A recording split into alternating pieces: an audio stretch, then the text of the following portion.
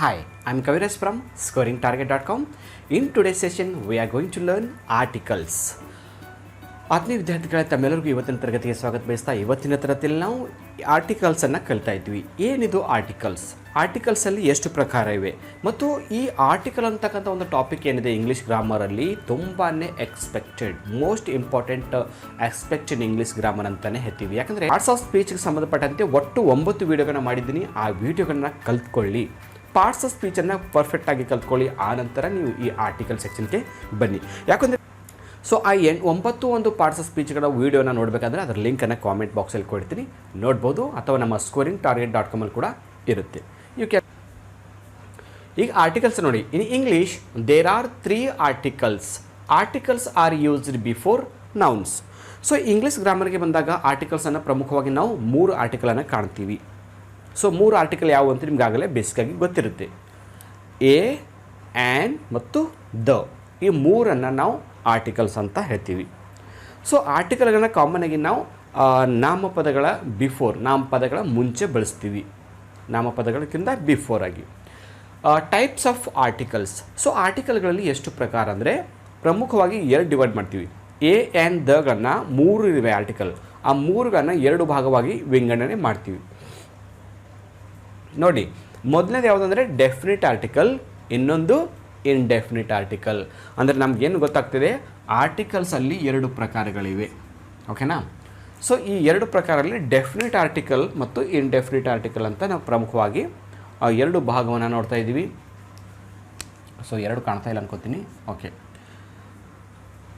Definite article ಅಂದರೆ ನಿಶ್ಚಿತ ಒಂದು ಆರ್ಟಿಕಲ್ ಅಂತ ಹೇಳ್ತೀವಿ. ಇನ್ಡೆಫಿನಿಟ್ ಅಂದರೆ ಅನಿಶ್ಚಿತವಾಗಿ ಹೇಳ್ತಕ್ಕಂಥದ್ದು. ಸೊ ಡೆಫಿನಿಟ್ ಆರ್ಟಿಕಲಲ್ಲಿ ಯಾವುದು ಬರುತ್ತೆ ಅಂದರೆ ಆರ್ಟಿಕಲ್ ದ, THE. ಇನ್ನು ಇನ್ಡೆಫಿನಿಟ್ ಆರ್ಟಿಕಲಲ್ಲಿ 2 ಇರುತ್ತೆ, ಎ ಮತ್ತು ಆ್ಯನ್. ಅಂದರೆ ಇರ್ತಕ್ಕಂಥ 3 ಆರ್ಟಿಕಲನ್ನು ಒಂದು ಭಾಗದಲ್ಲಿ 1, ಇನ್ನೊಂದರಲ್ಲಿ 2 ಸೇರಿಸ್ಕೊಂಡಿದ್ವಿ. ಯಾವುದು ಡೆಫಿನಿಟ್ ಆಗಿ ಹೇಳುತ್ತೆ, ಖಚಿತವಾಗಿ ಹೇಳುತ್ತೆ, ಅದು ಆರ್ಟಿಕಲ್ ದ.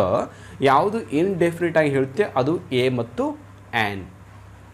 ಇಲ್ಲಿ ಡೆಫಿನಿಟ್ ಆರ್ಟಿಕಲ್ ಅಂದರೆ ಏನು ನೋಡಿ, ನಾನು ಇಲ್ಲಿ ಎಕ್ಸ್ಪ್ಲೇನ್ ಮಾಡ್ತಾ ಇದ್ದೀನಿ. You can see here. The definite article is used to indicate the identity of the noun is known to the reader. ನೋಡಿ, ಒಬ್ಬ ವ್ಯಕ್ತಿ ಬಗ್ಗೆ ಅಥವಾ ಒಂದು ನೌನ್ ಬಗ್ಗೆ ಗೊತ್ತಿದ್ದಾಗ ಖಚಿತತೆಯನ್ನು ಹೇಳೋ ಟೈಮಲ್ಲಿ ನಾವು ಆರ್ಟಿಕಲನ್ನು ಡೆಫಿನಿಟ್ ಆರ್ಟಿಕಲ್ ಆಗಿ ದನ ಬಳಸ್ತೀವಿ.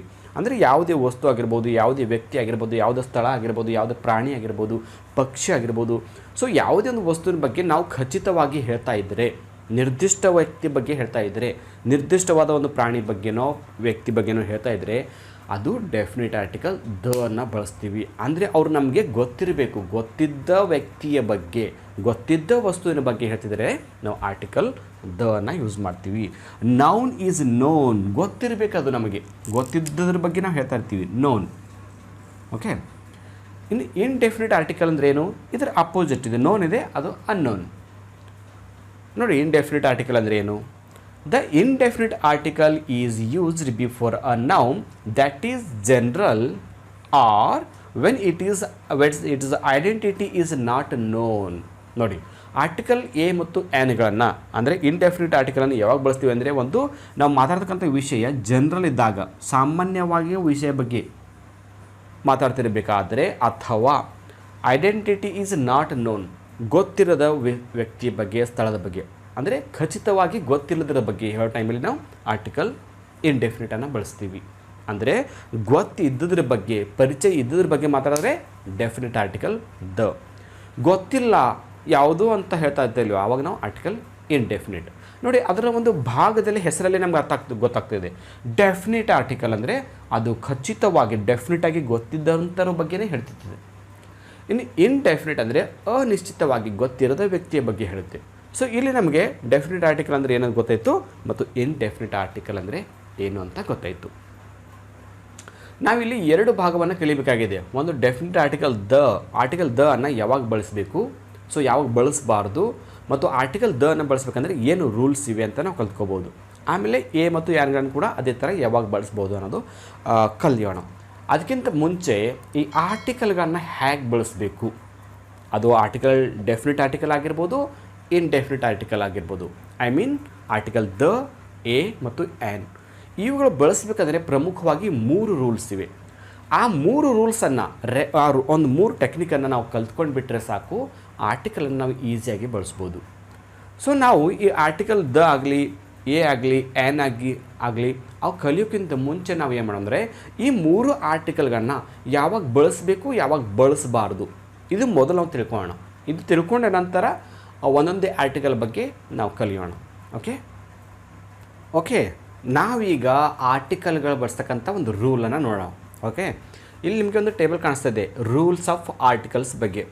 ಸೊ ಈ ರೂಲ್ಸ್ ಆಫ್ ಆರ್ಟಿಕಲ್ಸ್ ಟೇಬಲ್ ಏನಿದೆ, ಇಷ್ಟು ಟೇಬಲ್ಸ್ ಬಗ್ಗೆ ನಮ್ಗೆ ಗೊತ್ತಿದ್ದರೆ ಸಾಕು, ನಾವು ಈಸಿಯಾಗಿ ಆರ್ಟಿಕಲ್ಸ್ಗಳನ್ನು ಯಾವಾಗ ಯೂಸ್ ಮಾಡಬೇಕು ಮತ್ತು ಯಾವಾಗ ಯೂಸ್ ಮಾಡಬಾರ್ದು ಅನ್ನೋದನ್ನು ಕಲ್ತ್ಕೋಬೋದು. ಸೊ ಇಲ್ಲಿ ರೂಲ್ 1 ಏನಿದೆ, ರೂಲ್ 1 ಏನು ಹೇಳ್ತಾ ಇದೆ ನೋಡಿ. ರೂಲ್ 1 ನಾನು ಈ ಕಡೆಗೆ ನಿಂತ್ಕೊಂಡು ಹೇಳ್ತೀನಿ ನೋಡಿ, ಎಕ್ಸ್ಪ್ಲೇನ್ ಮಾಡ್ತೀನಿ. Rule 1, specific identity not non. ನೋಡಿ, ನಾಟ್ ನೋನ್ ಅಂತ ಇದೆ. ಅಂದರೆ ಒಬ್ಬ ಯಾವುದೇ ಒಂದು ವಸ್ತುವಿನ ಬಗ್ಗೆ ಅಥವಾ ವ್ಯಕ್ತಿ ಬಗ್ಗೆ ಅಥವಾ ಸ್ಥಳದ ಬಗ್ಗೆ ಖಚಿತವಾಗಿ ಗೊತ್ತಿಲ್ಲ ಅಂದರೆ ಅದಾಗ ನಾವು ಏನು ಮಾಡ್ತೀವಿ, ಆರ್ಟಿಕಲ್ ಎ ಅಥವಾ ಆ್ಯನ್ ಬಳಸ್ತೀವಿ. ಯಾವಾಗಂದರೆ ಕೌಂಟೇಬಲ್ ನೌನ್ ಮತ್ತು ನಾನ್ ಕೌಂಟೇಬಲ್ ನೌನ್. ಇಲ್ಲಿ ಟೇಬಲನ್ನು ಅರ್ಥ ಮಾಡ್ಕೊಳ್ಳಿ. ಒಂದು ಕಡೆ ಏನಿದೆ ಟೇಬಲ್, ಇದು ರೂಲ್ 1, ರೂಲ್ 2 ಮತ್ತು ರೂಲ್ 3 ಅಂತ 3 ಇವೆ. ಇನ್ನು ಈ ಒಂದು ಕಾಲಮಲ್ಲಿ ಏನಿದೆ ಕೌಂಟೇಬಲ್ ನೌನ್ ಮತ್ತು ನಾನ್ ಕೌಂಟೇಬಲ್ ನೌನ್ ಅಂತ. ಸೊ ಕಾಮನ್ನಾಗಿ ನಾವು ನೌನ್ಗಳನ್ನು 2 ಡಿವೈಡ್ ಮಾಡ್ತೀವಿ. ಅದು ಒಂದು ನಾವು ಇದ್ರ ಮೇಲೆ ಏನಂತ ನಂಬರ್ಸ್ ಮೇಲೆ, ನಂಬರ್ಸ್ ಅಂದರೆ ಸಿಂಗ್ಯುಲರ್ ಮತ್ತು ಪ್ಲೂರಲ್, ಏಕವಚನ ಮತ್ತು ಬಹುವಚನಗಳ ಆಧಾರದ ಮೇಲೆ ಕೌಂಟೇಬಲ್ ನೌನ್ ಮತ್ತು ನಾನ್ ಕೌಂಟೇಬಲ್ ನೌನ್. ಏನಿದೆ ಕೌಂಟೇಬಲ್ ನೌನ್ ಅಂದರೆ ಎಣಿಸ್ಲಿಕ್ಕೆ ಸಾಧ್ಯ ಆಗ್ತಕ್ಕಂಥ ವಸ್ತುಗಳನ್ನು ಅಥವಾ ನಾಮಪದಗಳನ್ನು ನಾವು ಕೌಂಟೇಬಲ್ ನೌನ್ ಅಂತ ಹೇಳ್ತೀವಿ. ಅಲ್ಲಿ ಎಣ್ಸಕ್ಕೆ ಸಾಧ್ಯ ಆಗುತ್ತೆ, ಕೌಂಟ್ ಮಾಡ್ಬೋದು, ಕೌಂಟೇಬಲ್. ಬಟ್ ಯಾವುದು ಎಣ್ಸಕ್ಕೆ ಆಗಲ್ವೋ, ಯಾವುದು ಅನ್ಕೌಂಟೇಬಲೋ ಅದನ್ನು ನಾವು ನಾನ್ ಕೌಂಟೇಬಲ್ ಅಂತ ಹೇಳ್ತೀವಿ. ಯಾವುದು ಎಣ್ಸಕ್ಕೆ ಸಾಧ್ಯನೋ ಅದು ಕೌಂಟೇಬಲ್, ಯಾವುದು ಎಣ್ಸಕ್ಕೆ ಸಾಧ್ಯವಿಲ್ಲವೋ ಅದು ನಾನ್ ಕೌಂಟೇಬಲ್. ಕೌಂಟೇಬಲ್ ಮತ್ತು ನಾನ್ ಕೌಂಟೇಬಲ್ ನೌನ್ ಬಗ್ಗೆ ಅರ್ಥ ಮಾಡ್ಕೋಬೇಕಷ್ಟೆ, ಸರಿನಾ? ಸೊ ಈಗ ನೋಡಿ, ರೂಲ್ 1 ಏನಿದೆ, ನಮಗೆ ಸ್ಪೆಸಿಫಿಕ್ ಆಗಿ ನಿರ್ದಿಷ್ಟವಾಗಿ ಗೊತ್ತಿದ್ದಾಗ ಮಾತ್ರ ನಾವು ಕೌಂಟೇಬಲ್, ನಾವು ಗೊತ್ತಿಲ್ಲದೇ ಇದ್ದಾಗ ನೋಡಿ, ನಾಟ್ ನೋನ್, ಯಾವುದೇ ವ್ಯಕ್ತಿ, ಸ್ಥಳ ಅಥವಾ ಒಂದು ಪ್ರಾಣಿ ಪಕ್ಷಿ ಬಗ್ಗೆ ನಮಗೆ ಖಚಿತವಾಗಿ ಗೊತ್ತಿಲ್ಲ, ಅದು ಯಾರು ಅಂತ ಗೊತ್ತಿಲ್ಲ ಅಂದಾಗ ನಾವು ಕೌಂಟೇಬಲ್ ನೌನ್ ಇದ್ದರೆ ಎ ಅಥವಾ ಆ್ಯನ್ ಬಳಸ್ತೀವಿ. ನಾನ್ ಕೌಂಟೇಬಲ್ ಇದ್ದಾಗ ಆರ್ಟಿಕಲ್ ಬಳಸೋದಿಲ್ಲ, ನೋ ಆರ್ಟಿಕಲ್. ಇದು ನೆನ್ಪಿಟ್ಕೋಬೇಕು. ಕೌಂಟೇಬಲ್ ಇದ್ದರೆ ಇನ್ಡೆಫಿನಿಟ್ ಆರ್ಟಿಕಲ್ ಯೂಸ್ ಮಾಡ್ತೀವಿ, ನಾನ್ ಕೌಂಟೇಬಲ್ ಇದ್ದರೆ ಆರ್ಟಿಕಲ್ ಯೂಸ್ ಮಾಡೋದಿಲ್ಲ. ಇನ್ನು ರೂಲ್ 2 ಏನು ಹೇಳ್ತಾ ಇದೆ, ಸ್ಪೆಸಿಫಿಕ್ ಐಡೆಂಟಿಟಿ ನೋನ್ ಅಂದರೆ ಗೊತ್ತಿದ್ದಾಗ. ಮೊದಲನೇದು ಏನದು ಗೊತ್ತಿಲ್ಲ ಅಂದಾಗ, ಇದು ಗೊತ್ತಿಲ್ಲ ಅಂತ ಇತ್ತು, ಬಟ್ ಇದು ಗೊತ್ತಿದೆ ಅಂತ ಇದೆ. ಗೊತ್ತಿದೆ ಅಂದರೆ ಒಬ್ಬ ವ್ಯಕ್ತಿ, ಒಂದು ಸ್ಥಳ ಅಥವಾ ಒಂದು ಪ್ರಾಣಿ ಪಕ್ಷಿ ಬಗ್ಗೆ ನಮಗೆ ಖಚಿತವಾಗಿ ಗೊತ್ತಿದ್ದಾಗ, ಆ ಒಂದು ಮಾಹಿತಿ ಗೊತ್ತಿದ್ದಾಗ ನಾವು ಕೌಂಟೇಬಲ್ ನೌನ್ ಇದ್ದಾಗ ಆರ್ಟಿಕಲ್ ದ ಯೂಸ್ ಮಾಡ್ತೀವಿ. ನಾನ್ ಕೌಂಟೇಬಲ್ ಇದ್ದಾಗ ಆರ್ಟಿಕಲ್ ದ, ಅಂದರೆ ಕೌಂಟೇಬಲ್ ಇರಲಿ ನಾನ್ ಕೌಂಟೇಬಲ್ ಇರಲಿ, ಅದು ಸಿಂಗ್ಯುಲರ್ ಇರಲಿ ಅಥವಾ ಪ್ಲೂರಲ್ ಇರಲಿ, ಯಾವುದೇ ಇದ್ದರೂ ಕೂಡ ನಾವು ಆರ್ಟಿಕಲ್ ದ ಅನ್ನೇ ಬಳಸ್ತೀವಿ. ಖಚಿತವಾಗಿ ಗೊತ್ತಿದ್ದಾಗ ಆರ್ಟಿಕಲ್ ದ, ಖಚಿತವಾಗಿ ಗೊತ್ತಿಲ್ಲ ಅಂದಾಗ ಆರ್ಟಿಕಲ್ ಎ ಎನ್ ಯಾವಾಗಂದರೆ ಸಿಂಗ್ಯುಲರ್ ಇದ್ದಾಗ ಮಾತ್ರ, ಪ್ಲೂರಲ್ ಅಲ್ಲಲ್ಲ, ಅಂದರೆ ನಾನ್ ಕೌಂಟೇಬಲ್ ಮುಂದೆ ಅಲ್ಲ. ಇನ್ನು ರೂಲ್ ನಂಬರ್ 3 ಏನು ಹೇಳ್ತಾ ಇದೆ, ಆಲ್ ಥಿಂಗ್ಸ್ ಇನ್ ಜನರಲ್. ಅಂದರೆ ಯಾವುದೇ ಒಂದು ವಸ್ತುವಿನ ಬಗ್ಗೆ ನಾವು ಸಾಮಾನ್ಯವಾಗಿ ಹೇಳ್ತಾ ಇದ್ದೆ, ಜನರಲ್ ಆಗಿ ಹೇಳ್ತಾ ಇದ್ದಾಗ, ಖಚಿತವಾಗಿ ನಿರ್ದಿಷ್ಟವಾಗಿ ಹೇಳಲ್ಲ, ಸಾಮಾನ್ಯವಾಗಿ ಹೇಳ್ತಿರ್ಬೇಕಾದ್ರೆ. ಈಗ ನೋಡಿ, ಆಕಳು ಒಂದು ಸಾಕು ಪ್ರಾಣಿ ಅಂತೀವಿ. ಸೊ ಆಕಳು ಅಂದರೆ ಒಂದು ಆಕಳಲ್ಲ, ಇಡೀ ಆಕಳನ್ನ ಒಂದು ಕುಲ ಅಥವಾ ಒಂದು ಸಂತತಿ ಅಂತ ಹೇಳ್ತೀವಿ. ಸೊ ಈ ಥರ ಜನರಲ್ ಆಗಿ ಹೇಳ್ತಿರ್ಬೇಕಾದ್ರೆ ನಾವು ಆರ್ಟಿಕಲನ್ನೇ ಬಳಸೋದಿಲ್ಲ, ಅದು ಕೌಂಟೇಬಲ್ ಇರಲಿ ಅಥವಾ ನಾನ್ ಕೌಂಟೇಬಲ್ ಇರಲಿ. ಯಾವುದೇ ಕಾರಣಕ್ಕೂ ಇನ್ನು ಜನರಲ್ ಆಗಿ ಹೇಳೋ ಟೈಮಲ್ಲಿ ಜನರಲ್ ಆಗಿ ನಾವು ಬರ್ತಿರ್ಬೇಕಾದ್ರೆ ಅಲ್ಲಿ ಯಾವುದೇ ಆರ್ಟಿಕಲ್ ಬಳಸಬಾರ್ದು. ಸೊ ಈ 3 ರೂಲನ್ನು ನೆನ್ಪಿಟ್ಕೋಬೇಕು. ಒಂದು ಐಡೆಂಟಿಟಿ ನಾಟ್ ನೋನ್ ಇದ್ದಾಗ, ಒಂದು ನೋನ್ ಇದ್ದಾಗ, ಒಂದು ಜನರಲ್ ಇದ್ದಾಗ. ಈ ಟೇಬಲ್ ಒಂದನ್ನು ನೀವು ಅರ್ಥ ಮಾಡಿಕೊಂಡ್ರೆ 90% ನೀವು ಆರ್ಟಿಕಲ್ ಕಲಿತ ಹಾಗೆ. ಯಾವಾಗ ಎಲ್ಲಿ ಬಳಸಬೇಕು ಅನ್ನೋದು ಇಷ್ಟು ಟೇಬಲ್ ಮೇಲೆ ನಾವು ಕಂಪ್ಲೀಟಾಗಿ ಕಲ್ತ್ಕೋಬೋದು. ಸೊ ಈಗ ನಾವು ಏನು ಮಾಡೋಣ ಅಂದರೆ, ಆರ್ಟಿಕಲ್ಗಳಲ್ಲಿ 2 ಪ್ರಕಾರ ಅಂತ ಅಂದ್ಕೊಂಡಿವಿ, ಒಂದು ಡೆಫಿನಿಟ್, ಇನ್ನೊಂದು ಇನ್ಡೆಫಿನಿಟ್. ಸೊ ಈ ಡೆಫಿನಿಟ್ ಆರ್ಟಿಕಲಲ್ಲಿ ದ ಬರುತ್ತೆ, ಸೊ ದ ಅನ್ನು ಯಾವ ಯಾವ ಸಂದರ್ಭದಲ್ಲಿ ನಾವು ಬಳಸಬೇಕು, ಅಲ್ಲಿ ಯಾವ ಒಂದು ರೂಲ್ ಇದೆ ಅನ್ನೋದು ಈಗ ಕಲಿಯೋಣ. ಸೊ ನಾವೀಗ ಆರ್ಟಿಕಲ್ ಇರ್ತಕ್ಕಂಥ ಮೊದಲನೇ ಪ್ರಕಾರ ಕಲಿತಾ ಇದ್ದೀವಿ definite article. So definite article ಯಾವುದು? ಆರ್ಟಿಕಲ್ ದ ಅನ್ನು ನಾವು ಡೆಫಿನಿಟ್ ಆರ್ಟಿಕಲ್ ಅಂತ ಕರಿತೀವಿ. ಓಕೆ, ಸೊ ಡೆಫಿನಿಟ್ ಆರ್ಟಿಕಲ್ ಅಂದಾಗ ನಮಗೆ ನೆನಪು ಏನು ಬರಬೇಕು? ಆರ್ಟಿಕಲ್ ದ ನೆನಪು ಬರಬೇಕು. The is called the definite article. So the ಅನ್ನು ನಾವು ಡೆಫಿನಿಟ್ ಆರ್ಟಿಕಲ್ ಅಂತ ಕರಿತೀವಿ, ನಿಶ್ಚಿತವಾದ ಆರ್ಟಿಕಲ್ ಅಂತ ಕರಿತೀವಿ. Because it is used when we speak of a particular person, place, thing R animal. ನೋಡಿ, ನಿರ್ದಿಷ್ಟವಾದ ವ್ಯಕ್ತಿ, ವಸ್ತು, ಸ್ಥಳ, ಪ್ರಾಣಿ, ಪಕ್ಷಿಗಳ ಬಗ್ಗೆ ನಾವು ಮಾತಾಡ್ತಿರ್ಬೇಕಾದ್ರೆ ನಿರ್ದಿಷ್ಟವಾದ ಆವಾಗ ನಾವು ಏನು ಮಾಡ್ತೀವಿ? ಅದನ್ನು ನಾವು ಆರ್ಟಿಕಲ್ ದ ಅನ್ನು ಬಳಸ್ತೀವಿ. ಯಾವಾಗಂದರೆ ಪರ್ಟಿಕ್ಯುಲರ್ ಇರಬೇಕು, ನಿರ್ದಿಷ್ಟವಾಗಿ ನಮಗೆ ಗೊತ್ತಿದ್ದಂಥ, ನೋನ್ ಅಂತ ಹೇಳ್ತೀವಿ. ನೋನ್, ಗೊತ್ತಿದ್ದಂಥ. ಪರ್ಟಿಕ್ಯುಲರ್ ಅಂದರೆ ಎಂಥದ್ದು? ನೋನ್, KNOWN, ನಮಗೆ ಗೊತ್ತಿರಬೇಕು.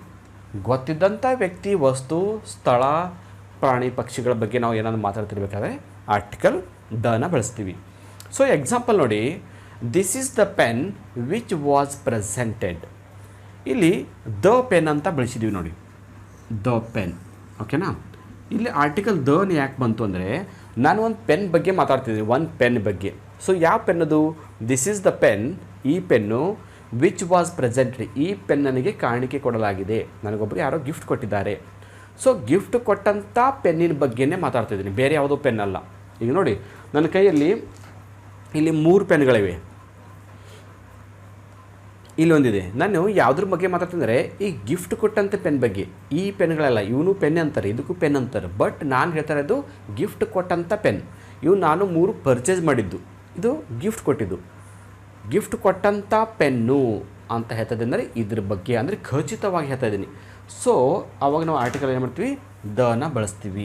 ಇದು ಪರ್ಟಿಕ್ಯುಲರ್ ಥಿಂಗ್ ಅಂತ ಹೇಳ್ಬೋದು. ಪರ್ಟಿಕ್ಯುಲರ್ ಒಂದು ವಸ್ತುವಿನ ಬಗ್ಗೆ ಮಾತಾಡ್ತಿದ್ದೀನಿ ನಾನು. ಯಾವ ವಸ್ತು? ನನಗೆ ಗಿಫ್ಟ್ ಕೊಟ್ಟಂಥ ವಸ್ತು. In second one, the man you spoke was my father. ನೀವೇನು ಒಬ್ಬ ವ್ಯಕ್ತಿ ಜೊತೆ ಮಾತಾಡ್ತಿರಲ್ಲ, ಆ ವ್ಯಕ್ತಿ ಬೇರೆ ಯಾರೂ ಅಲ್ಲ, ಅವರು ನನ್ನ ತಂದೆ. ನೋಡಿ, the man you spoke, the man, the ಅಂತಲೇ ಯಾಕೆ ಬಳಸಿದ್ವಿ ಇಲ್ಲಿ?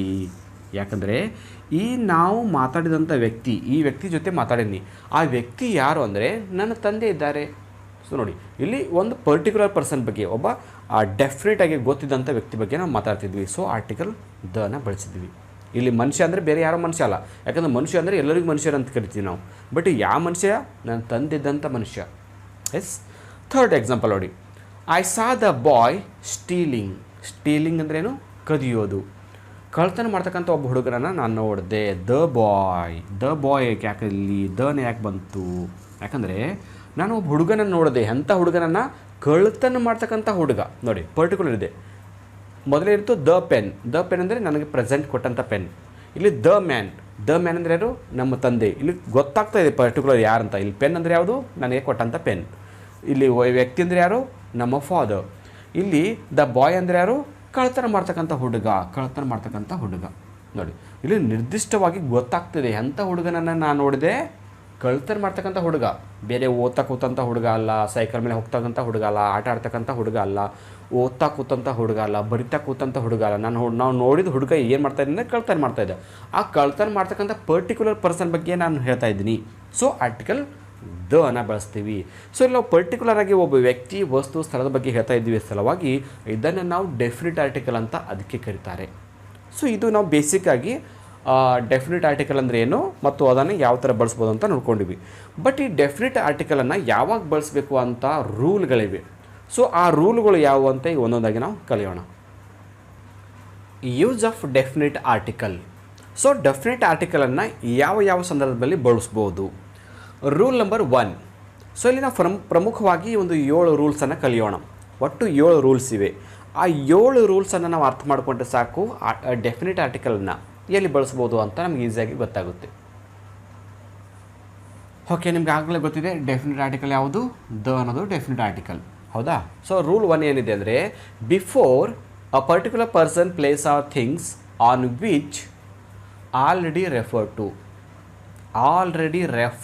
ಟು ಅಂದರೆ ಈಗಾಗಲೇ ಪ್ರಸ್ತಾಪಿಸಿದಂಥ ವ್ಯಕ್ತಿ ವಸ್ತು ಸ್ಥಳದ ಬಗ್ಗೆ ನಾವು ಮಾತಾಡ್ತಿರ್ಬೇಕಾದ್ರೆ ಡೆಫಿನಿಟ್ ಆರ್ಟಿಕಲ್ ದನ ಬಳಸ್ತೀವಿ. ಈಗಾಗಲೇ ನಾವು ಹೇಳಿದಂಥ ವ್ಯಕ್ತಿ ಬಗ್ಗೆ, ಆಗಲೇ ಪ್ರಸ್ತಾಪಿಸಿದಂಥ ವಿಷಯದ ಬಗ್ಗೆ, ಸ್ಥಳದ ಬಗ್ಗೆ ನೋಡಿ. ಎಕ್ಸಾಂಪಲ್ ನೋಡಿದಾಗಿದ್ದು ನಿಮಗೆ ಡೆಫಿನೇಷನ್ ಅರ್ಥ ಆಗುತ್ತೆ. The book you have read is very interesting. ನೀನು ಓದಿದಂಥ ಪುಸ್ತಕ ನೋಡಿ, ಇಲ್ಲಿ ಪುಸ್ತಕ ಬಗ್ಗೆ ಹೇಳ್ತಾ ಇದ್ದೀವಿ. ಯಾವ ಪುಸ್ತಕ? ನೀನು ಓದಿದ ಪುಸ್ತಕ. The book you have read is very interesting. ನೀನು ಓದಿದಂಥ ಪುಸ್ತಕ ತುಂಬಾ ಆಸಕ್ತಿದಾಯಕವಾಗಿದೆ. ನೋಡಿ, ಇಲ್ಲಿ ಆಲ್ರೆಡಿ ನಾವು ಬುಕ್ಕಿನ ಬಗ್ಗೆ ಹೇಳಿದ್ದೀವಿ. ಯಾವ ಬುಕ್ಕು? ನೀನು ಓದಿದಂಥ ಬುಕ್. ಎಸ್, ಅದಕ್ಕಾಗಿ ನಾವು ಆರ್ಟಿಕಲ್ ದ ಅನ್ನು ಬಳಸ್ತೀವಿ. ಎರಡನೇ ಎಕ್ಸಾಂಪಲ್ ನೋಡಿ. The girl you called was my classmate. ನೀನೇನು ಆ ಹುಡುಗಿ ಕರೆದಿಯಲ್ಲ, ಆ ಹುಡುಗಿ ಬೇರೆ ಯಾರು ಅಲ್ಲ, ನನ್ನ ಕ್ಲಾಸ್ಮೇಟ್. ನೋಡಿ, ಇಲ್ಲಿ ಆಲ್ರೆಡಿ ರೆಫರ್ಡ್, ಈ ಹುಡುಗಿ ಬಗ್ಗೆ ನಾನು ರೆಫರ್ ಮಾಡಿದ್ದೀನಿ. ಏನಂತ? ಅವಳು ನನ್ನ ಕ್ಲಾಸ್ಮೇಟ್ ಅಂತ. ಸೊ ಅದಕ್ಕಾಗಿ ಇದು ಪರಿಚಿತ, known, article the. Third example, I saw a man, the man was my uncle. ನೋಡಿ, ಇಲ್ಲಿ ಎಕ್ಸಾಂಪಲ್ ನಂಬರ್ 3 ನೋಡಿದಾಗ ನಮ್ಗೆ ಕ್ಲಿಯರಾಗಿ ಅರ್ಥ ಆಗುತ್ತೆ. Before a particular person, place or thing on which already refer to. ಈಗಾಗಲೇ ನಾವು ಹೇಳಿದಂಥ ಒಂದು ಅಥವಾ ಪ್ರಸ್ತಾಪಪಡಿಸಿದಂಥ ವ್ಯಕ್ತಿ ಬಗ್ಗೆ ಇಲ್ಲಿ ನಮ್ಗೆ ಕ್ಲಿಯರ್ ಆಗುತ್ತೆ. ನೋಡಿ, ಐ ಸಾ ಅ ಮ್ಯಾನ್, ನಾನು ಒಬ್ಬ ವ್ಯಕ್ತಿಯನ್ನು ನೋಡಿದೆ. ನೋಡಿ, ಅಥವಾ ಯಾವ ವ್ಯಕ್ತಿ ನಮ್ಗೆ ಗೊತ್ತಿಲ್ಲ. ಅ ಮ್ಯಾನ್ ಅಂದರೆ unknown. The man was my uncle. ಇಲ್ಲಿ ಸ್ವಲ್ಪ ಎರಡು ವರ್ಡ್ ನೋಡಿ. ದ ಎ ಮ್ಯಾನ್ ಇದೆ, ಇಲ್ಲಿ ದ ಮ್ಯಾನ್ ಇದೆ, ಇಲ್ಲೊಂದು ಫುಲ್ ಸ್ಟಾಪ್ ಇದೆ. 2 ಸೆಂಟೆನ್ಸ್ ಇವೆ. ಐ ಸಾ ಅ ಮ್ಯಾನ್, ನಾನು ಒಬ್ಬ ವ್ಯಕ್ತಿಯನ್ನು ನೋಡಿದೆ, ಇದು ಒಂದು ಸೆಂಟೆನ್ಸ್. ಇನ್ನೊಂದು ಸೆಂಟೆನ್ಸಲ್ಲಿ ಎ ಮ್ಯಾನ್ ಇದ್ದದ್ದು ದ ಮ್ಯಾನ್ ಆಯಿತು. The man was my uncle. ಯಾಕೆ ಹಿಂಗಾಯಿತು? ಮೊದಲನೇ ಸೆಂಟೆನ್ಸಲ್ಲಿ ಎ ಮ್ಯಾನ್ ಇತ್ತು, ಸೆಕೆಂಡ್ ಸೆಂಟೆನ್ಸಲ್ಲಿ ದ ಮ್ಯಾನ್ ಯಾಕಾಯ್ತು ಅಂದರೆ, ಇಲ್ಲಿ ನಾನು ಒಬ್ಬ ವ್ಯಕ್ತಿಯನ್ನು ನೋಡಿದೆ, ಒಬ್ಬ ಮನುಷ್ಯನನ್ನು ನೋಡಿದೆ. ಸೊ ಆ ನೋಡಿದಂಥ ಮನುಷ್ಯ ಯಾರು? The man was my uncle. ಆ ವ್ಯಕ್ತಿ ಬೇರೆ ಯಾರು ಅಲ್ಲ, ನಮ್ಮ ಅಂಕಲ್ ಇದ್ದಾರೆ. ಅಂದರೆ ಈಗ ಆಲ್ರೆಡಿ ನಾನು ರೆಫರ್ ಮಾಡಿದ್ದೀನಿ. ಏನಂತ? ನಾನು ನೋಡಿದ್ದೀನಿ ಒಬ್ಬ ವ್ಯಕ್ತಿಯನ್ನಂತ. ಬಟ್ ಆ ವ್ಯಕ್ತಿ ಬಗ್ಗೆ ನನಗೆ ಖಚಿತವಾಗಿ ಗೊತ್ತಿದೆ ಯಾರಂತ. ಸೊ ಅವಾಗ ನಾವು ದ ಮ್ಯಾನ್ ಅಂತ ಯೂಸ್ ಮಾಡ್ತೀವಿ. Yes. Fourth one, I bought a book. ನಾನು ಒಂದು ಪುಸ್ತಕವನ್ನು ಖರೀದಿ ಮಾಡಿದೆ. The book was written by William Shakespeare. ನೋಡಿ, ಇಲ್ಲಿ ಆಲ್ರೆಡಿ ಇಲ್ಲಿ ಕೂಡ ನಾನು ಹೇಳಿದ್ದೀನಿ, ನಾನೊಂದು ಪುಸ್ತಕವನ್ನು ಖರೀದಿ ಮಾಡಿದೆ ಅಂತ, ಒಂದು ಪುಸ್ತಕ. ಬಟ್ ಆ ಪುಸ್ತಕ ದ ಬುಕ್ ದನ ಯಾಕೆ ಬಂತಿಲ್ಲ ಅಂದರೆ, ನನಗೆ ಈ ಪುಸ್ತಕದ ಬಗ್ಗೆ ಹೇಳ್ತಾ ಇದ್ದೀನಿ. ಯಾವ ಪುಸ್ತಕ? ನಾನು ಖರೀದಿ ಮಾಡಿದಂಥ ಪುಸ್ತಕ ಬಗ್ಗೆ. ಸೊ ನಾನು ಖರೀದಿ ಮಾಡಿದಂಥ ಪುಸ್ತಕ ಅಂದರೆ ಅದು ಪರ್ಟಿಕ್ಯುಲರ್ ಇರುತ್ತೆ. The book was written by William Shakespeare. ನಾನು ಖರೀದಿ ಮಾಡಿದಂಥ ಪುಸ್ತಕ ಬರೆದವರು ವಿಲಿಯಮ್ ಶೇಕ್ಸ್ಪಿಯರ್ ಅವರು. ಅಂದರೆ ಇಲ್ಲಿ ಒಂದು ವಿಷಯದ ಬಗ್ಗೆ ನಾವು ಆಲ್ರೆಡಿ ಹೇಳ್ತೀವಿ, ರೆಫರ್ ಮಾಡಿರ್ತೀವಿ. ಸೊ ರೆಫರ್ ಮಾಡಿದ ಸಲುವಾಗಿ ನಾವು ಅದನ್ನು ಆರ್ಟಿಕಲ್ ದ ಆಗಿ ಬಳಸ್ತೀವಿ. ಇದು rule number 1. So rule number 2 ಏನಿದೆ ಈಗ ನೋಡೋಣ. ಸೊ ಈಗ ರೂಲ್ 2 ಏನು ಹೇಳ್ತಾ ಇದೆ? ರೂಲ್ 2 ನೋಡ್ಕೊಳ್ಳಿ. Before the names of gulfs, rivers, oceans, islands, mountains. Okay, so ನೋಡಿ, ಇಷ್ಟು ಕಂಡೀಷನ್ಸ್ ಇವೆ. ರೂಲ್ ನಂಬರ್ 2 ಏನು ಹೇಳ್ತದೆ?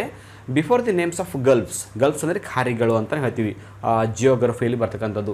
ರಿವರ್ಸ್ ನದಿಗಳು, ಸೀಸ್ ಸಮುದ್ರಗಳು, ಓಸಿಯನ್ ಸಾಗರಗಳು, ಐಲ್ಯಾಂಡ್ಸ್ ನಡುಗಡ್ಡೆಗಳು, ಮೌಂಟೇನ್ಸ್ ಪರ್ವತಗಳು ಅಂದರೆ ನದಿಗಳು, ಕೆರೆಗಳು, ಹಳ್ಳಕೊಳ್ಳಗಳು, ಆಮೇಲೆ ಗಲ್ಫ್ಸ್ಗಳು, ಆಮೇಲೆ ಸರೋವರಗಳು, ಮಹಾಸಮುದ್ರಗಳು, ನಡುಗಡ್ಡೆಗಳು, ಐಲ್ಯಾಂಡ್ಗಳಾಗಿರ್ಬೋದು, ಮೌಂಟೇನ್ ಅಂದರೆ ಪರ್ವತ ಬೆಟ್ಟ ಗುಡ್ಡಗಳಾಗಿರ್ಬೋದು. ಇವುಗಳೆಲ್ಲ ಹೆಸರು ಏನಿರುತ್ತೆ ಅವು ಯಾವಾಗಲೂ ನಾವೇನು ಮಾಡ್ತೀವಿ, ಅವುಗಳ ಮುಂದೆ ಆರ್ಟಿಕಲ್ ದ ಅನ್ನು ಬಳಸ್ತೀವಿ before the that names. Okay, ನೋಡಿ, ಯಾವುದೇ ನದಿಗಳಾಗಿರ್ಬೋದು, ಯಾವುದೇ ಒಂದು ಗಲ್ಫ್ಸ್ ಆಗಿರ್ಬೋದು, ಯಾವುದೇ ಓಷನ್ ಆಗಿರ್ಬೋದು, ಅಥವಾ ಯಾವುದೇ ಒಂದು ಮೌಂಟೇನ್ ಎವರೆಸ್ಟ್ ಆಗಿರ್ಬೋದು, ಯಾವುದೇ ಬೆಟ್ಟ ಗುಡ್ಡಗಳಾಗಿರ್ಬೋದು, ಅವುಗಳಿಗೆ ಏನು ಹೆಸರಿರುತ್ತೆ ಆ ಹೆಸರಿಗಿಂತ ಬಿಫೋರಾಗಿ ನಾವು ಆರ್ಟಿಕಲ್ ದ ಅನ್ನೇ ಬಳಸಬೇಕು. ಎಕ್ಸಾಂಪಲ್ ನೋಡಿ, the Ganga is holy river. Ganga ನದಿ ಒಂದು ಪವಿತ್ರವಾದ ನದಿಯಾಗಿದೆ. ಸೊ ದ ಗಂಗಾನೇ ಯಾಕೆ ಬಳಸಿದರೆ, ಗಂಗಾ ಅನ್ನೋದು ನದಿಯ ಹೆಸರಿದೆ, ಹೌದಾ? ಸೊ ಅದ್ರ ಬಿಫೋರ್ ಯಾವಾಗಲೂ ನಾವು ನದಿಗಳ ಹೆಸರು ಮುಂದೆ ಯಾವಾಗಲೂ ಆರ್ಟಿಕಲ್ ದ ನ ಬಳಸ್ತೀವಿ. Look at the second example. The Pacific ocean is beautiful. Pacific ಮಹಾಸಮುದ್ರ ತುಂಬ ಸುಂದರವಾಗಿದೆ. ಸೊ ನೋಡಿ, ಈ ಪೆಸಿಫಿಕ್ ಅನ್ನೋದು ಒಂದು ನಮಗೆ ಒಂದು ಓಸಿಯನ್ ಇದೆ. ಸೊ ಅದಕ್ಕೆ ಸಲುವಾಗಿ ಮಾಡ್ತೀವಿ ಓಸಿಯನ್ಸ್ ಹೆಸರು ಬಿಫೋರ್ ನಾವು ಆರ್ಟಿಕಲ್ ದ ನ ಬಳಸಿದ್ದೀವಿ. ಎಸ್, ಪೆಸಿಫಿಕ್ ಅನ್ನೋದು ಏನಿದೆ ಒಂದು ಓಸಿಯನ್ ಇದೆ. ಥರ್ಡ್ ನೋಡಿ, I have visited the Persian Gulf. Gulf ಅಂದರೆ ನಡುಗಡೆ. ಸೊ ನಾವು ಪರ್ಸಿಯನ್ ಗಲ್ಫನ್ನು ಭೇಟಿ ಕೊಟ್ಟಿದೆ, ಪರ್ಷಿಯನ್ ಗಲ್ಫಿಗೆ ಭೇಟಿ ಕೊಟ್ಟಿದೆ. ಸೊ ಇಲ್ಲಿ ಪರ್ಷಿಯನ್ ಅಂತಕ್ಕಂಥದ್ದು ಏನಿದೆ ಗಲ್ಫ್ ಇದೆ. ಸೊ ಅದಕ್ಕಿಂತ ಬಿಫೋರನ್ನು ಕೂಡ ಆರ್ಟಿಕಲ್ ದನ ಬಳಸಿದ್ವಿ. Fourth example, I saw the Mount Everest. ನಾನು ಮೌಂಟ್ ಎವರೆಸ್ಟ್ ಪರ್ವತವನ್ನು ನೋಡಿದೆ. ಸೊ ಮೌಂಟ್ ಎವರೆಸ್ಟ್ ಅನ್ನೋದು ಒಂದು ಪರ್ವತದ ಹೆಸರು, ಹೌದಾ? ಆ ಒಂದು ಪರ್ವತದ ಹೆಸರು, ಅದಕ್ಕಿಂತ ಬಿಫೋರ್ ನಾವು ಆರ್ಟಿಕಲ್ ದನ ಬಳಸಿದ್ವಿ. ಸೊ ಇಷ್ಟು ನಾವು ನೆನಪಿಟ್ಕೋಬೇಕು. ಯಾವುದೇ ಗಲ್ಫ್ ಇರಲಿ, ರಿವರ್ಸ್ ಇರಲಿ, ಸೀಸ್, ಓಸಿಯನ್ಸ್, ಐಲ್ಯಾಂಡ್ಸ್ ಮತ್ತು ಮೌಂಟೇನ್ಸ್, ಇವುಗಳ ಹೆಸರು ಮುಂದೆ ಯಾವಾಗಲೂ ನಾವು ಆರ್ಟಿಕಲ್ ದನೇ ಬಳಸಬೇಕು.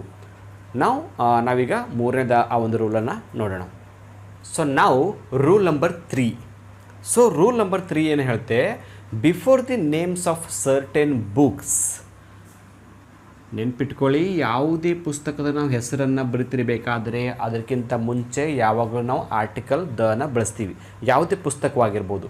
ಸೊ ಫಾರ್ ಎಕ್ಸಾಂಪಲ್, ಈಗ ನಾವು ಎಕ್ಸಾಂಪಲ್ ನೋಡೋಣ. The Ramayana is our EPIC. Ramayana ಅನ್ನೋದು ನಮ್ಮ ಒಂದು ಮಹಾಕಾವ್ಯವಾಗಿದೆ. ಈ ರಾಮಾಯಣ ಅನ್ನೋದು ನಮ್ಮ ಒಂದು ಮಹಾಕಾವ್ಯ, ಒಂದು ಬುಕ್ ಇದೆ, ಒಂದು ನಮ್ಮ ಧರ್ಮದ ಒಂದು ಪುಸ್ತಕ. ಸೊ ಈ ಪುಸ್ತಕದ ಹೆಸರು ರಾಮಾಯಣ. ಸೊ ರಾಮಾಯಣಕ್ಕಿಂತ ಬಿಫೋರ್ ನಾವು ಆರ್ಟಿಕಲ್ ದನ ಬಳಸ್ತೀವಿ. ಯಾಕಂದರೆ before the names of certain books, ನಮ್ಮ ರೂಲ್ 3 ಏನು ಹೇಳ್ತಾ ಇದೆ, ಪುಸ್ತಕಗಳ ಹೆಸರಿಗಿಂತ ಮುಂಚೆ ಯಾವಾಗಲೂ ಆರ್ಟಿಕಲ್ ದ ಬಳಸ್ಬೇಕಂತ. ಸೊ ರಾಮಾಯಣ ಅದು ಪುಸ್ತಕ ಇದೆ, ಅದಕ್ಕಾಗಿ ನಾನು ಆರ್ಟಿಕಲ್ ದನ ಬಳಸಿದ್ದೀನಿ. Example number 2, I have read the Bible. ನಾನು ಬೈಬಲನ್ನು ಓದಿದ್ದೀನಿ.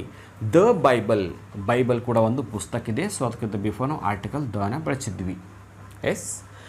Example 3, the Mahabharata is written by Vedavyasa.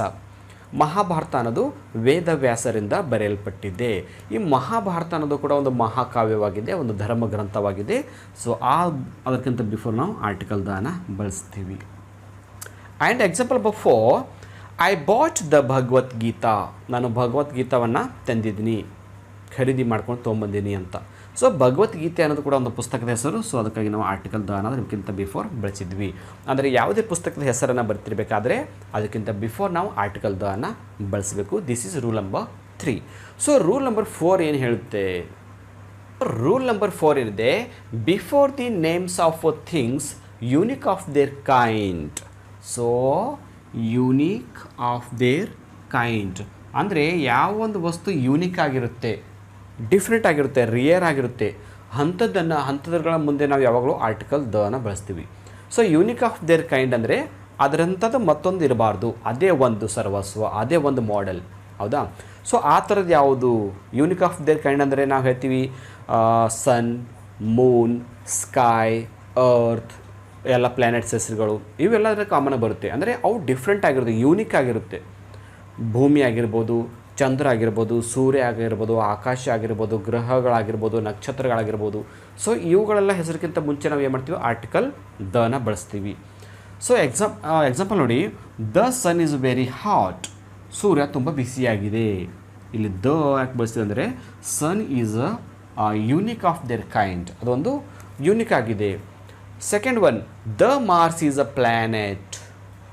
Mars ಅನ್ನೋದು ಒಂದು ಪ್ಲ್ಯಾನೆಟ್ ಆಗಿದೆ, ಒಂದು ಗ್ರಹ ಆಗಿದೆ. ಸೊ ಇಲ್ಲಿ ಗ್ರಹದ ಹೆಸರು ಮುಂದೆ ಕೂಡ ನಾವು ಆರ್ಟಿಕಲ್ ದನ ಬಳಸಿದ್ವಿ. Third, the Moon is very hot. Moon ಅಂದರೆ ಚಂದಿರ ತುಂಬ ಕೂಲ್ ಆಗಿದ್ದಾನೆ, very cool. The Moon is very cool. So Moon ಅಂತಕ್ಕಂಥದ್ದು ಕೂಡ ಯೂನಿಕ್ ಆಫ್ ದೇರ್ ಕೈಂಡ್, ಅದಕ್ಕಾಗಿ ನಾವು ಆರ್ಟಿಕಲ್ ದನ ಬಳಸಿದ್ವಿ. Fourth, we are living on the earth. ನಾವು ಭೂಮಿ ಮೇಲೆ ವಾಸಿಸ್ತಾ ಇದ್ವಿ. ಭೂಮಿ ಅನ್ನೋದು ಕೂಡ ಒಂದು ಯೂನಿಕ್ ಆದಂಥದ್ದು. ಸೊ ಅಲ್ಲಿ ಕೂಡ ನಾವು ಆರ್ಟಿಕಲ್ ದನ ಬಳಸ್ತೀವಿ. ಸೊ ಯಾವುದೇ ಯೂನಿಕ್ ಆದಂಥ ಒಂದು ವಸ್ತುಗಳ ಮುಂದೆ ನಾವು ಯಾವಾಗಲೂ ಆರ್ಟಿಕಲ್ ದನ ಬಳಸ್ತೀವಿ. ನಾವು we are moving to rule number 5. Rule number 5 ಏನು ಹೇಳ್ತಾ ಇದೆ, ವಿತ್ ಸೂಪರ್ಲೇಟಿವ್ಸ್. ಸೊ ಸೂಪರ್ಲೇಟಿವ್ ಪದಗಳಕ್ಕಿಂತ ಬಿಫೋರಾಗಿ ನಾವು ಆರ್ಟಿಕಲ್ ದನ ಬಳಸಬೇಕು. ಸೂಪರ್ಲೇಟಿವ್ಸ್ ಅಂದರೆ ಸೂಪರ್ಲೇಟಿವ್ ಡಿಗ್ರಿ. ನಿಮಗಾಗಲೇ ಗೊತ್ತಿದೆ, degrees, positive degree, comparative degree ಮತ್ತು ಸೂಪರ್ಲೇಟಿವ್ ಡಿಗ್ರಿ ಅಂತ 3 ಇರುತ್ತೆ.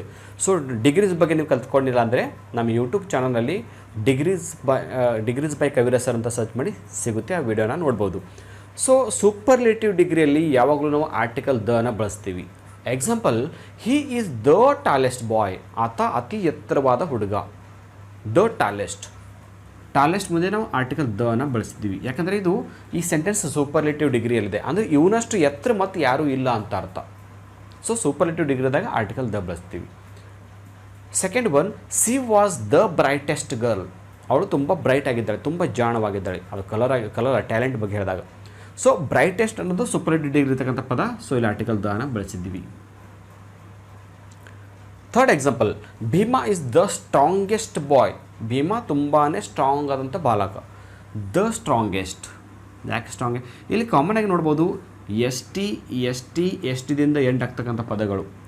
ಟಾಲೆಸ್ಟ್ ಆಗಿರ್ಬೋದು, ಬ್ರೈಟೆಸ್ಟ್ ಆಗಿರ್ಬೋದು, ಸ್ಟ್ರಾಂಗೆಸ್ಟ್ ಆಗಿರ್ಬೋದು, ಇಲ್ಲಿ ಶಾರ್ಟೆಸ್ಟ್ ಆಗಿರ್ಬೋದು. ಸೊ ಈ ಥರದ ಏನು ಪದಗಳಿರುತ್ತೆ ಅಂದರೆ ಸೂಪರ್ಲೇಟಿವ್ ಡಿಗ್ರಿಯ ಪದಗಳಿರುತ್ತೆ. ಅದಕ್ಕಿಂತ ಬಿಫೋರ್ ಯಾವಾಗಲೂ ನಾವು ಆರ್ಟಿಕಲ್ ದ ಬಳಸಬೇಕು. ಸೊ ಕೊನೆ ಎಕ್ಸಾಂಪಲ್ ನೋಡಿ, it is the shortest way. ಇದು ತುಂಬ ಸಂಕ್ಷಿಪ್ತವಾದ ಒಂದು ದಾರಿ. The shortest. Yes. So superlative ಡಿಗ್ರಿಯಲ್ಲಿ ಯಾವಾಗಲೂ ಆರ್ಟಿಕಲ್ ದ ಬಳಸ್ತೀವಂತ ರೂಲ್ ನಂಬರ್ 5 ಅಲ್ಲಿ ತಿಳ್ಕೊಂಡಿವಿ. ಈಗ ರೂಲ್ ನಂಬರ್ 6 ಏನು ಹೇಳುತ್ತೆ? ರೂಲ್ ನಂಬರ್ 6 ಏನು ಹೇಳ್ತಾ ಇದೆ ಅಂದರೆ ವಿತ್ ಆರ್ಡಿನಲ್ಸ್. ಆರ್ಡಿನಲ್ಸ್ ಅಂದರೆ ಏನು? ಕ್ರಮಾಂಕಗಳು, ಶ್ರೇಯಾಂಕಗಳು ಅಥವಾ ಸೀರಿಯಲ್ ನಂಬರ್ ಅಂತ ಹೇಳ್ತೀವಲ್ಲ. ಸೊ ಆರ್ಡಿನಲ್ಸ್ಗಳ ಮುಂದೆ ಯಾವಾಗಲೂ ನಾವು ಆರ್ಟಿಕಲ್ ದ ಬಳಸ್ತೀವಿ. ಆರ್ಡಿನಲ್ಸ್ ಅಂದರೆ ಯಾವುವು? First, second, third, fourth, fifth, sixth, ಈ ಥರ ನಾವೇನು ಕೌಂಟ್ ಮಾಡ್ತೀವಲ್ಲ ಅದನ್ನು ಆರ್ಡಿನಲ್ಸ್ ಅಂತ ಕರಿತೀವಿ. ಎಕ್ಸಾಂಪಲ್ ನೋಡಿ, he is the first person to visit me. ನನಗೆ ಭೇಟಿ ಕೊಡ್ತಕ್ಕಂಥ ಮೊದಲನೇ ವ್ಯಕ್ತಿ ಆತ ಆಗಿದ್ದಾನೆ. ಸೊ ಫಸ್ಟ್, ಈ ಫಸ್ಟ್ ಅನ್ನೋದು ಏನು? ಆರ್ಡಿನಲ್ಸ್ ಇದು. ಸೊ ಈ ಆರ್ಡಿನಲ್ಸ್ ಬಂದಾಗ ನಾವು ಆರ್ಟಿಕಲ್ ದ ಬಳಸ್ತೀವಿ. Yes. Second one, Ramya is the second girl in the house. ಈ ಮನೆಯಲ್ಲಿ ರಮ್ಯಾ ಎರಡನೇ ಹುಡುಗಿ. ಹೌದಾ? ಸೊ ಸೆಕೆಂಡ್ ಅನ್ನೋದು ಏನಿದು? ಸೆಕೆಂಡ್ ಅನ್ನೋದು ಆರ್ಡಿನಲ್ಸ್. ಅದು ಸಲುವಾಗಿ ಅದಕ್ಕಿಂತ ಬಿಫೋರ್ ಆರ್ಟಿಕಲ್ ದ ಬಳಸಬೇಕು. Yes. Example 3, it is the third matter to talk. ಇದು ಮೂರನೇ ವಿಷಯ ನಾವು ಮಾತಾಡಬೇಕಾದದ್ದು. ನಾವು ಮಾತಾಡ್ತಕ್ಕಂಥ ವಿಷಯ ಎಷ್ಟನೇದು? ಇದು ಮೂರನೇದು. ಸೊ ಥರ್ಡ್ ಅನ್ನೋದು ಆರ್ಡಿನಲ್ಸ್ ಆಗುತ್ತೆ. ಈ ಆರ್ಡಿನಲ್ಸ್ಗಿಂತ ಮುಂಚೆ ಆರ್ಟಿಕಲ್ ದ ಬಳಸಿದ್ವಿ. Fourth example, the fourth book is mine. ಆ 4ನೇ ಪುಸ್ತಕ ನಂದಿದೆ. Fourth is the ordinals. ಈ ಆರ್ಡಿನಲ್ಸ್ ಮುಂದೆ ಆರ್ಟಿಕಲ್ ದ ಬಳಸಬೇಕು. ಸೊ ಇಷ್ಟು ನೆನಪಿಟ್ಕೊಳ್ಳಿ. Before the ordinals we use article the. ಇದು ರೂಲ್ ನಂಬರ್ 6. ಸೊ ಕೊನೆಯದು ಒಂದಿದೆ, ಇನ್ನೂ ಒಂದು ರೂಲ್ ಇದೆ. 7 ರೂಲ್ ಯಾವುದು ಅಂತ ಈಗ ನೋಡೋಣ. ಸೊ ರೂಲ್ ನಂಬರ್ 7 ಏನು ಹೇಳ್ತಿದೆ? Before the names of musical